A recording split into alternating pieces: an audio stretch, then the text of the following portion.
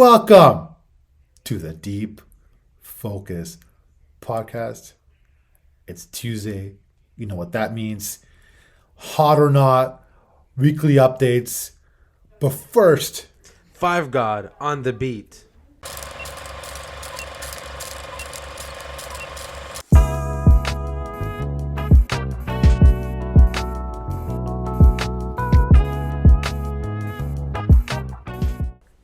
what up, everyone?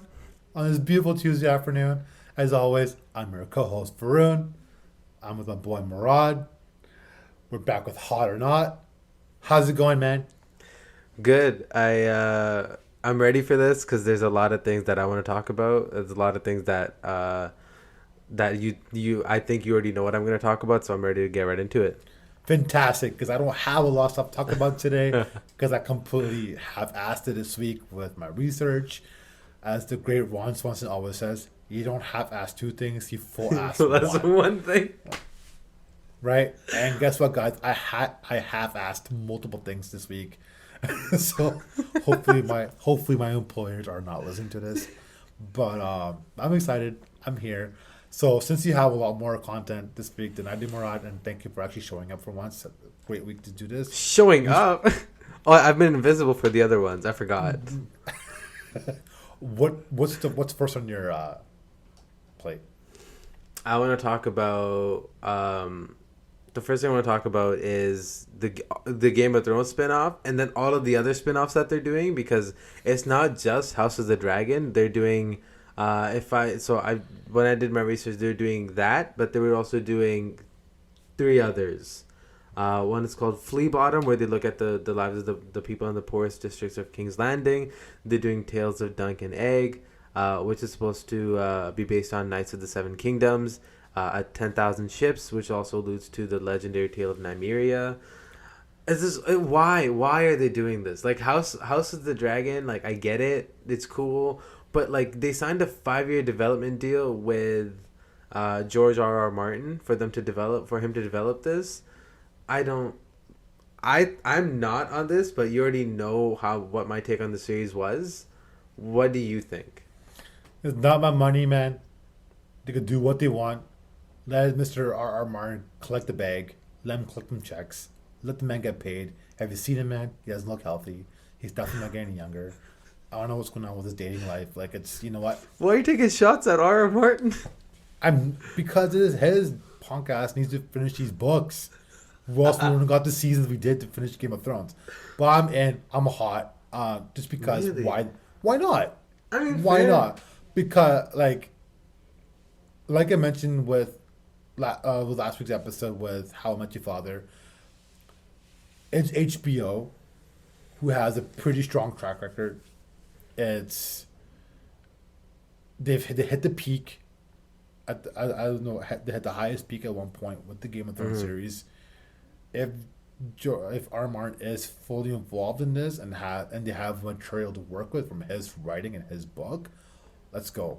Like I'm hoping he doesn't half-ass it, as going back to our earlier quote, and put not spreading himself too thin on everything else. I'm in. I'm hot. Yeah. Like, it's like, why not at this point? Like, I don't have a lot of high hope for it, but am I going to watch it? Hell yeah. Why, who wouldn't watch it? You're lying to me if you watch Game of Thrones at any point and saying you're not going to watch this. I think I think Michael Scott said it the best when he says, "I'm ready to get hurt again." Yeah, man, that's my favorite line. Yeah. No doubt. There's no doubt. I'm ready to get hurt again. Like, Yeah. but also, as Michael Scott would say, you miss 100% of the shots you don't take. Wayne Gretzky. Wayne Michael Scott, Gretzky. right? So keep shooting your shot. HBO with the Game of Thrones stuff. Yeah, Keep collecting the bag. Let's watch it. I'm in. sure. All right, man. I know you haven't watched the show, but Invincible has come to an end for the first season. But the same day it came to an end, it was announced that season 2 and season 3 got renewed and added on. It was amazing because it is something where it wasn't announced or confirmed if we're getting a season 2, and being an adult animated, like, very graphic show. I know it can be very hit and miss sometimes with this, but I feel like with Amazon right now, they've done a great job with this sort of genre of adult superhero content. So yes, I'm very excited the way season two, season three, so that season two and season three got announced. I'm amazed by the season so far. I haven't had a chance to watch the finale yet, but I've heard nothing but great things about the finale. I'm very excited about it, but I'm definitely hot on that. What about you, man? I did watch one episode of it, and I thoroughly enjoyed it. I don't think I've enjoyed a show that caught me off guard like that since I watched Archer, the FX series, and I genuinely really like that series. One thing that surprised me was the cast, because it's a loaded cast. Yeah, man, got Stephen Ewan, you have J.K. Simmons, you get all these cameos coming. Jillian Jacobs, Mark Hamill at one point, like it's insane. So definitely well done. Looking forward to it. I'm also looking forward to finishing the rest of the series. Absolutely, man. Yeah, man. If I can take the ball from here, I would love to talk about The Actor, which is a movie that, and you know my love for Ryan Gosling, and everyone who knows me knows that I absolutely adore him for some reason. But it's an adaptation of a novel called Memory, where he'll play an actor he is the actor playing the role of Paul Cole, who's a man who has damaged memory, and he struggles to rebuild after being left for dead and hospitalized in 1950s Ohio. And to me, you have anything in the 1950s, you have Ryan Gosling, and you have a tale where someone's trying to remember everything that happened before. It's an automatic hot for me, and I think the director knew that, so he's like, yeah, this one's directly from Murad, so thank you. I'd like to think I have that much of an influence on people. I would say hot for one reason only is Ryan Gosling. Like I'll watch it. Go support the Canadian boy, but yeah, I'll watch it. I'm hot. Like it's again, I've said this many times before. Like I will definitely watch it. It's not one of those things where I will be all in right away on it. Mm-hmm. Like if I see it available on the streaming service or something, I will definitely watch it. I don't think I'll go out of my way to watch it, but let's say hot. Why not? Sure. Why not? Jason Statham, the man himself, has confirmed the shooting dates start date for the Meg 2. Have you Is seen that the Meg? shark one? Yeah, but the Megalodon. I'm so pumped for this. Oh, So, so filming is set to start in January of 2022. yeah. For those who haven't seen this insanely ridiculous shark movie, this is about the Megalodon, where a cast with what is it, Rainn Wilson, Jason Statham, and like essentially hunting for this, like they go below sea, trying to go the deepest as no human has ever gone before. They have this ultra crazy technology to complete something like this. Already crazy, guys, I know, but what they released by accident during an attack and explosion while doing the search is this Megalodon, this massive shark, and not only one, but two sharks got released from this, right? And it was so ridiculous. And it's speaking of guilty pleasure, like this is one of the movies where like they actually tried hard to be a good movie, Yeah. and it wasn't a good movie. But it's sharks. I'm all in on the sharks. Like I love anything shark related. Yeah. I've seen like almost all the shark movies out there. Like I've seen Deep Blue Sea, I don't know how many times. Meg, I've watched it a couple times. Shark Week, I'm all in. So I think sharks are just these phenomenal and amazing, curious creatures. So I am all in on that. I really want someone to talk about me the way you talk about sharks. Is that weird? Like just the level of infatuation that comes from it. I think it's wonderful, and I love your passion for sharks. It's wonderful. I just think they shouldn't have called it the Meg. You know, Why not? like It's short for because the Megalodon. I think of Meg Griffin. Like, and then I'm just thinking like, well, it's also called The Meg, and they treat her like crap on that show. So I'm just thinking it's like this weird disease thing. So I don't know. I haven't seen it. It looked cool, but I also like when it came out, I was thinking, yep, this is one that I'm not gonna watch. So no offense to Jason, like no offense to the movie, no offense to Jason Statham. He's done really good things, and I'm excited for Wrath of Man. I think I'm alright without this movie. it's been quite some time until we got a good like since we got a good like a good shark movie, not just like a guilty pleasure one. But for if you guys want a good shark movie, I think The Shallows doesn't get enough love for being a great shark movie. With I believe Blake Lively's in Blake that. Lively, yeah. It is. It's actually a really well done shark movie. Besides obviously the Jaws series, I think anything outside that sort of Shallows and Jaws sort of movie, there has been a lot of great stuff out there. But I'm excited for it, man. One thing that I want to bring up, especially, is Luca, the Disney Plus movie that's gonna come out very, very soon. One that I'm very excited about. I just saw the trailer yesterday, and I'm not sure how long it's been talked about, but I thoroughly enjoyed the trailer. I mean, as soon as you have a and Pixar's just been killed. I watched Soul for like the 5th time, and I love it so much. And I never realized the amount of detail that they went into for that, like the individual fibers. Oh my god! Of like they his went sweater. into detail on that, yeah. And I just, that's true passion. And I know a lot of things came out about behind the scenes of like what happened and like all of the things that the artist had to go through. But I mean, Disney continues to impress me with all of their new, like, I think I watched as soon as I saw Frozen, I was thinking, okay, they're onto something very different here. And then they did Inside Out, which was unbelievable. That movie hit me hard. Oh man, talking about it, I felt goosebumps go down. Yeah. Yeah, definitely very, very excited for Luca, especially after seeing that trailer. I'm hot. There was a little while where Pixar kind of lost me a little bit with the Cars movie sequel. I think they had airplanes. And, oh yeah.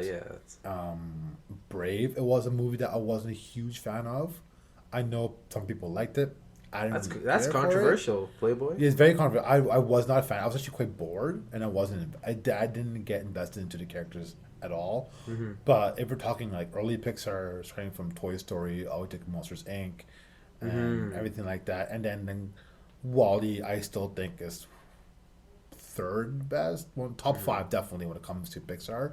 But in the last few years, with all these Pixar movies are coming out, Coco, I think Coco is fantastic. I absolutely love that. You mentioned already Inside Out, Soul, which I will say again, should have been at least nominated for best movie. Like, I don't know how it didn't get that, but it should have gone that. And I'm excited for it. I'm definitely hot on this. I think Pixar is just crushing it right now.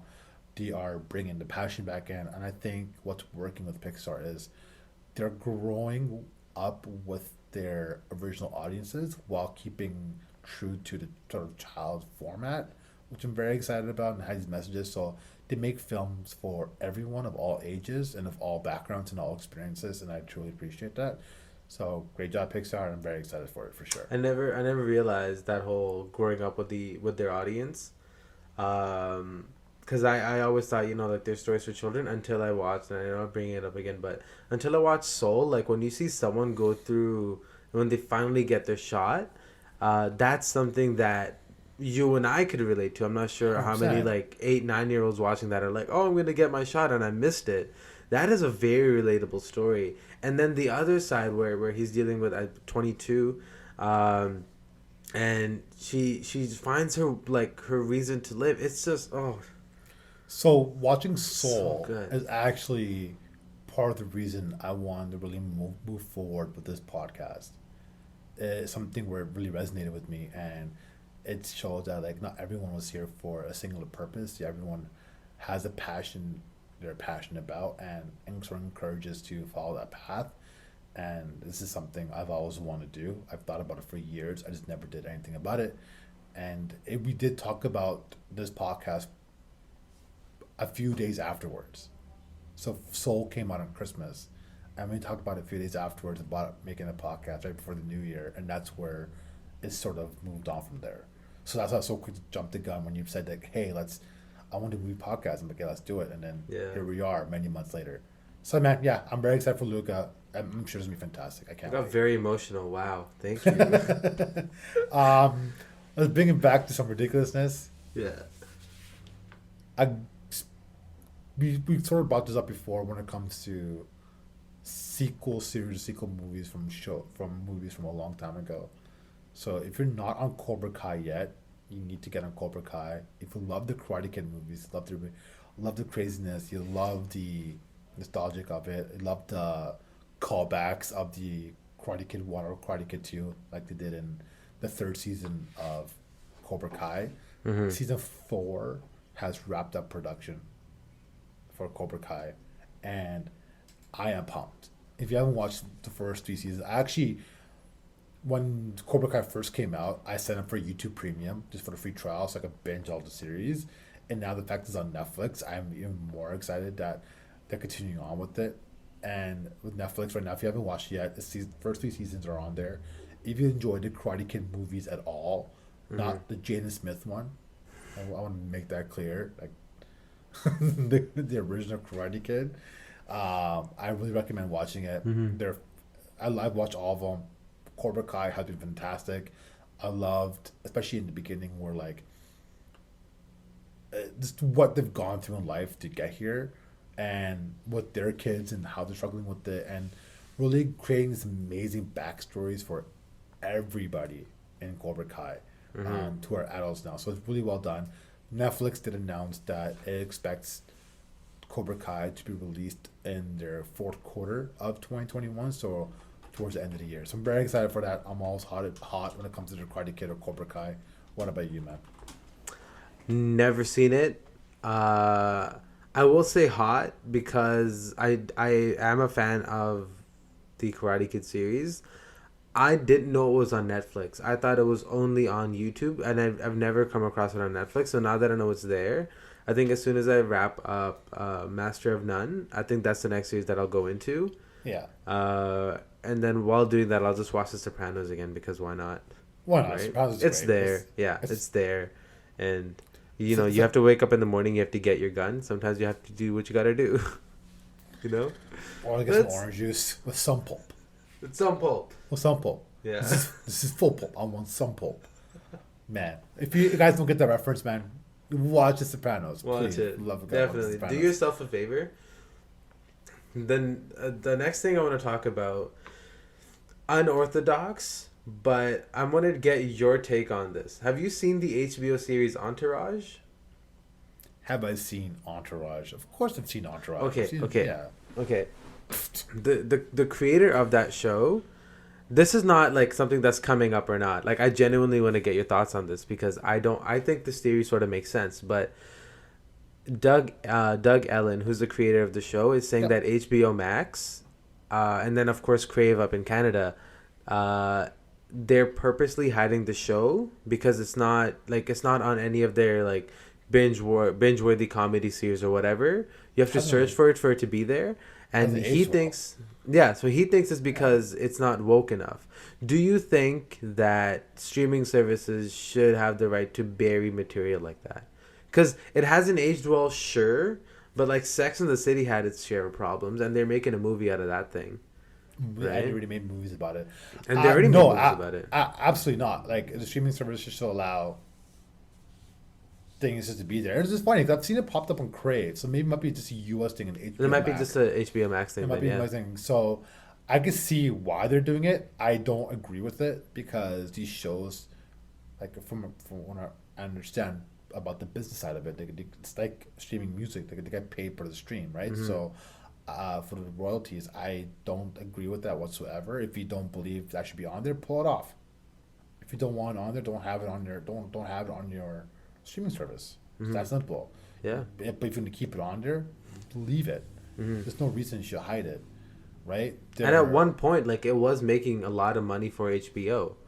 You know, it became what Ballers became, right? Then let's cancel a bunch of shows. Let's hide Game of Thrones for incest. Let's hide The Wire for the racism and legal and drug dealing. Let's hide a bunch of stuff. Like it's art. Like it's leave it. Yeah, leave it alone. exactly. It's not something we should control if we have out there. I'm like, hey, I want to make this cake for you, but it's a lot of sugar and calories, so I'm gonna hide it and hide it from you. You know what I mean? Like why the hell would you do that? Actually, I'm actually pretty irked by this because I didn't know about this. If it's true, obviously we don't know if it's true. Right. This is just a theory that he has. This is a theory that he has. Yeah.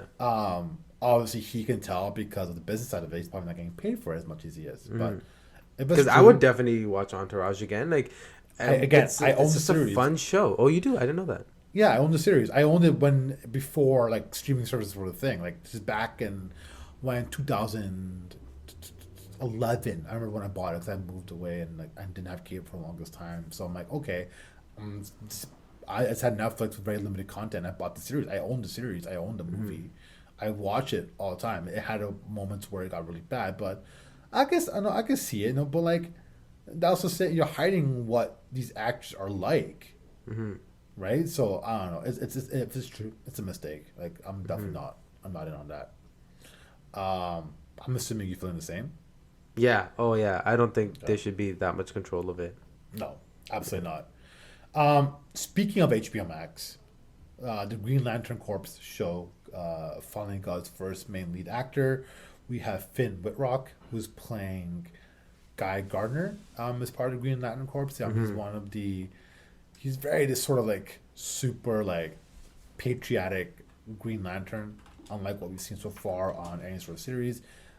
It's gonna be very interesting. Who for those who haven't seen, I always mumble on the same Finn Wittrock. He is best known for American Horror Story. I think he's a great actor.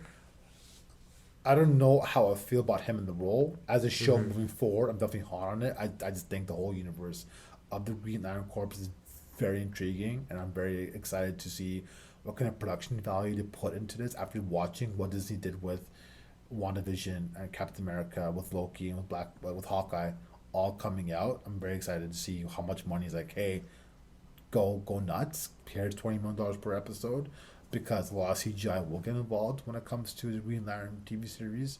I'm hot on it. I'm hot on the actor. Who knows how to do in the role, but I think he's a talented enough actor to do well in this role, and I'm very excited for this show to move on. I'm not. I'm not well versed on the Green Lantern sort of side of it, but or like the origin stories of the Green Lantern Corps. However, I'm hot on the show because I mean it's another superhero show. I hope that DC doesn't drop the ball on this, like they did with Arrow, The Flash, and all that. Like, because those shows started off really hot, and then they sort of just fizzled out. It got too convoluted, and for a superhero who doesn't like having their secrets out, all of those characters eventually got like I started just telling everyone, "Oh yeah, no, I'm the Flash, whatever." It's like proper dinner conversation, or I'm the Green Arrow. I hope they stay true to their roots, and I hope they hire writers who are all about it, and we'll sort of just go from there. I'm a skeptical hot. Sounds good, man. Yeah. All right, man. I'll let you end this off here. What do you have next?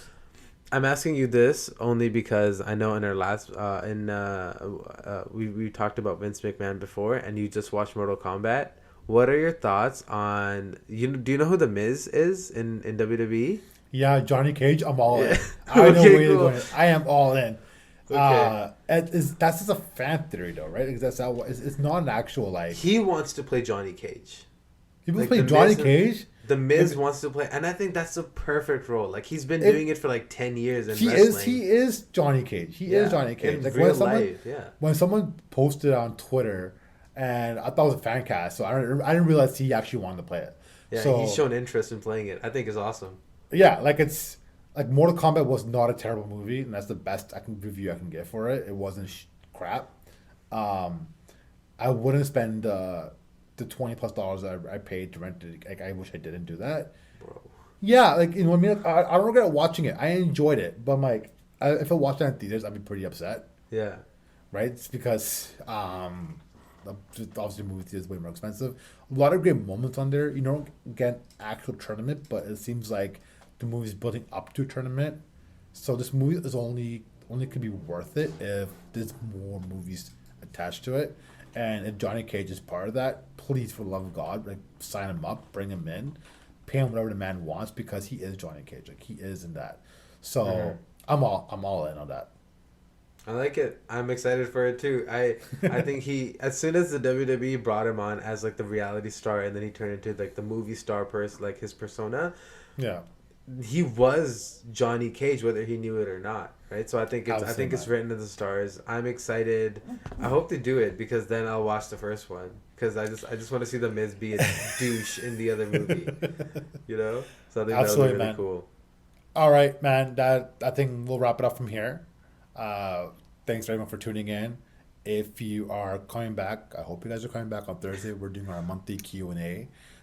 We got a lot of great questions. I don't know if we'll have time to go through all the questions. We'll definitely try our best. But if you don't have time to go through your questions, please don't get discouraged. We will still answer them going forward. I'm keeping track of everything. Don't you worry, guys. Until then, peace. Peace.